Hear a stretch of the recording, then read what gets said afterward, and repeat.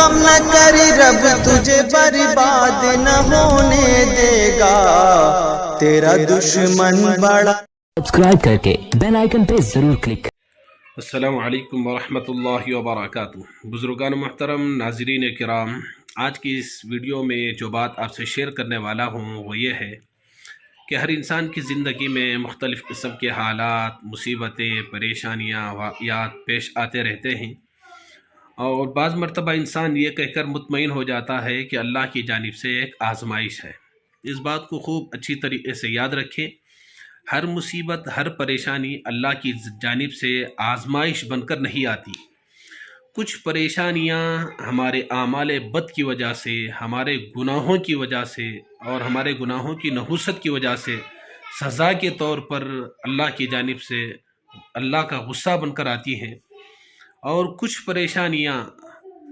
ہمیں جھنجھوڑنے کے لیے، متنبہ کرنے کے لیے، بیدار کرنے کے لیے آتے ہیں، اور کچھ پریشانیاں ہمارے گناہوں کو مٹانے کے لیے آتے ہیں، اور کچھ پریشانیاں ہمارے درجات کی بلندی کے لیے اور جنت میں اونچا مقام دلانے کے لیے، اونچا مقام پر لانے کے لیے آتے ہیں، اور کچھ پریشانیاں آخرت کی جانب متوجہ کرنے کے لیے آتے ہیں۔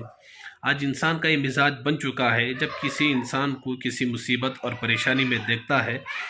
تو کہتا ہے کہ جیسی کرنی ویسی بھرنی۔ جب وہی مصیبت، وہی پریشانی خود کے اوپر آتی ہے تو یہ کہہ کر بہت آسانی کے ساتھ مطمئن ہو جاتا ہے کہ یہ اللہ کی جانب سے آزمائش ہے، اور اللہ کی آزمائش اچھے لوگوں پر ہی آتی ہے، یہ کہہ کر مطمئن ہو جاتا ہے۔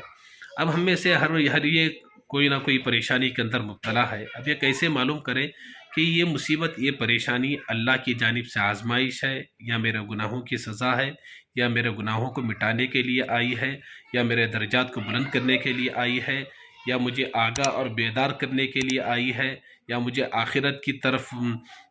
راغب کرنے کے لیے آئی ہے، یا اللہ کی جانب سے آزمائش بن کر آئی ہے۔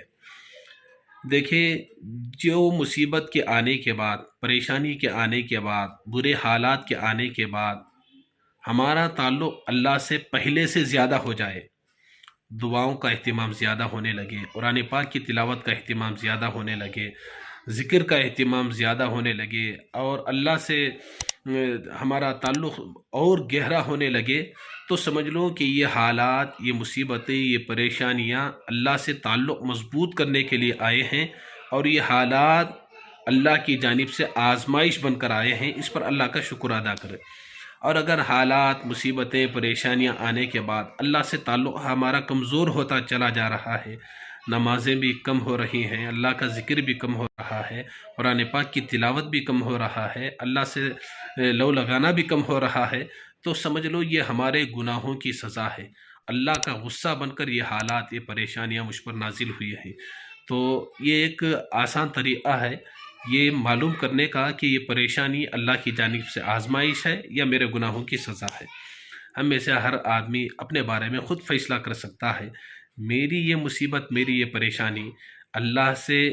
جوڑ کر جا رہی ہے یا اللہ سے دور کر کر جا رہی ہے۔ اللہ سے جوڑنے والی ہے تو اللہ کا شکر ادا کرے کہ اللہ کی جانب سے آزمائش ہے، اور اگر اللہ سے دوری اختیار ہو رہی ہے اور اللہ کی نافرمانی بڑھ رہی ہے تو اس کا مطلب یہ ہے کہ اللہ کا قہر بن کر، اللہ کا غصہ بن کر، گناہوں کے سزا کے طور پر یہ پریشانی آئی ہے۔ تو اس پر اللہ تعالی دل سے اپنے گناہوں کی معافی مانگنا چاہیے، اور اللہ سے اپنا تعلق مضبوط کر لے